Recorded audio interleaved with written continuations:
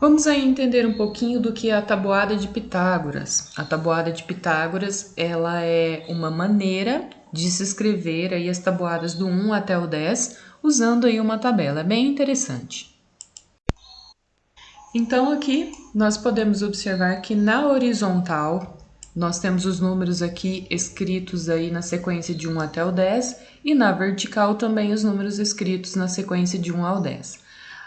Aqui onde eu tenho a intersecção dos números da linha com os números da coluna, eu tenho o sinal de multiplicação.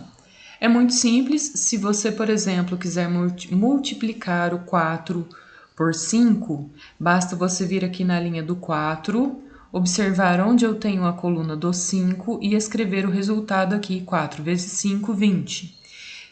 Se eu quiser, por exemplo, multiplicar aqui o 9 por 4, eu tenho 9 vezes 4, a intersecção aqui, onde a linha se encontra com a coluna, é 36. Por exemplo, 3 multiplicado por 2, eu tenho como resultado aqui o 6. O 2 multiplicado por 5, eu tenho como resultado aqui o 10.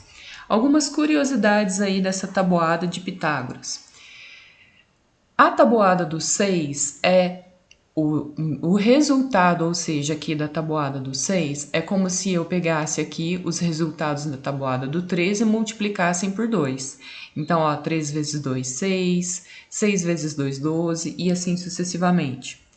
Os resultados da tabuada do 5, eles são aí a soma da tabuada do 2 com a tabuada do 3, com os resultados aqui da tabuada do 2 e da tabuada do 13. Então, eu tenho, por exemplo, aqui o 20. O 20 é a soma, olha, de 8 com 12. Eu tenho aqui o 30 é a soma do 12 com o 18. Não se preocupe aí com essas curiosidades.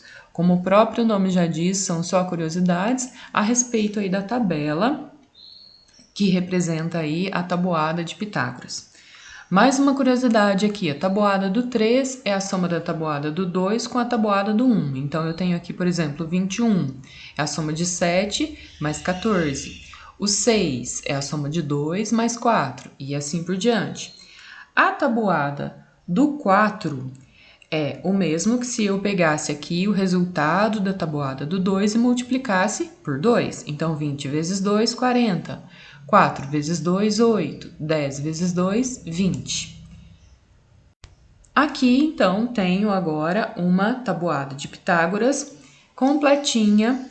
É muito interessante que você possa fazer essa tabuada sem olhar aqui nos resultados para ver aí como é que estão as tabuadas, como é que está o seu conhecimento com relação às tabuadas e então depois conferir aqui os resultados.